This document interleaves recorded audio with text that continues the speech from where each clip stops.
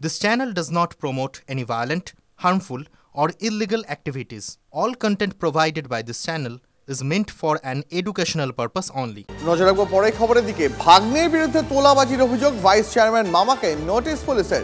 Mascot spin control ল্যাবের পরীক্ষায় এটি প্রমাণিত। কিয়াসেট আলোপেক্স পেন্টা অ্যাক্টিভ নতুন চুল গজাতে সাহায্য করে, চুল পড়া বন্ধ করে। কিয়াসেট Alopex penta active 10 hair fall প্রবলেমের একমাত্র সলিউশন।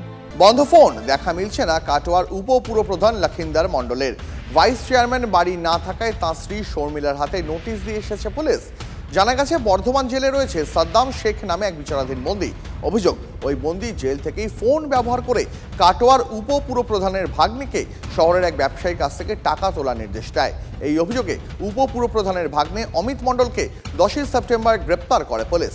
অমিত যে ফোনে কথা বলতো সেটি উপপুরপ্রধান লখিন্দর মণ্ডলের গোডাউন থেকে উদ্ধার করা হয়।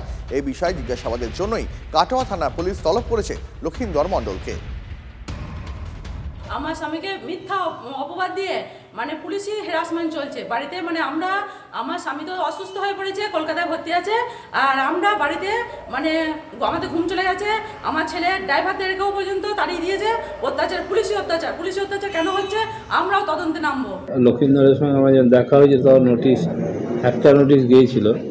আমি ওকে পরামর্শ দিয়েছিলাম যে নোটিশ যখন গেছে তুমি দেখা করে যেটা ঘটনা সে জানা। জঙ্গলের ছেলে সাদ্দামের কাছ থেকে কাউকে টাকা তুলে আনার জন্যে সাদ্দাম কাউকে নির্দেশ দিয়েছে, সেখান থেকে টাকা তুলে এনেছিল আর কি। এবং এনে যে মোবাইলটা ব্যবহার করেছিল টাকা আনার জন্যে, সেই মোবাইলটা লক্ষিন্দরের গোডাউনেই নাকি পাওয়া গেছে। পরে খবরে আসি, থালা বাটি বাজিয়ে প্রকল্পের কাজ চেয়ে বিডিও অফিসে অভিনব প্রতিবাদ মহিলাদের।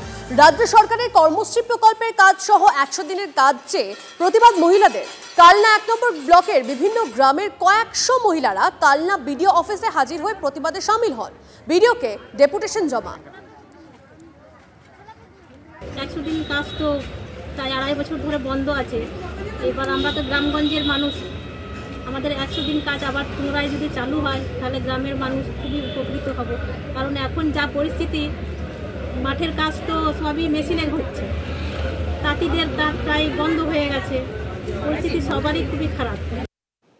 মঙ্গলবার সন্ধ্যায় মর্মান্তিক ঘটনায় সাক্ষী থাকলো পুরুলিয়া শহরের 1 নম্বর ওয়ার্ডের আশু সহিস লেনের দুর্গা মন্দির এলাকায় বিদ্যুতের পোলে কাজের সময় বিদ্যুৎপৃষ্ট হয়ে মৃত্যু হয় এক অস্থায়ী কর্মীর।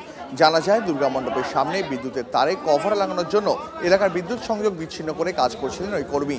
সেই সময় কেউ বা কারা এলাকার মেন সুইচ অন করে দেয়। সঙ্গে সঙ্গে বিদ্যুৎস্পৃষ্ট হয়ে ঘটনাস্থলে ঝুলতে থাকেন বিদ্যুৎ বিভাগের অস্থায়ী কর্মী। তড়িঘড়ি তাকে উদ্ধার করে পুরুলিয়ায় দেবেন মাহাতো মেডিকেল কলেজ এবং হাসপাতালে নিয়ে আসা হলে চিকিৎসকরা তাকে মৃত বলে ঘোষণা করেন। এই ঘটনায় কিভাবে ঘটল তা তদন্ত শুরু করেছে পুরুলিয়া সদর থানা পুলিশ।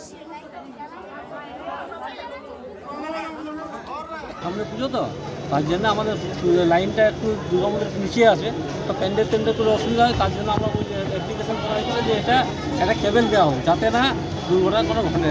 আচ্ছা, তো সেটা ওনারা যেভাবে কাজ করে ইলেকট্রিক ডিপার্টমেন্ট সেভাবে হয়তো ডাউন করে ওরা কাজ করছিল। এখন কোনো কারণবশত বা যে কোনোভাবে এখন জানা অজানার মাধ্যমে কেউ হয়তো ওটাকে অন করে দেয়। আচ্ছা, তাতে সেই ঘটনা। আমি কাজ করতেছিলাম, আমি যখন এলাম বাড়ি, আমি দেখলাম একটা দুর্ঘটনা একটা ঘটে গেছে। সেই তাড়াতাড়ির মধ্যে আমরা টোটোতে এসেছি, টোটোতে আমি ওকে আমরা হসপিটালে ভর্তি করি।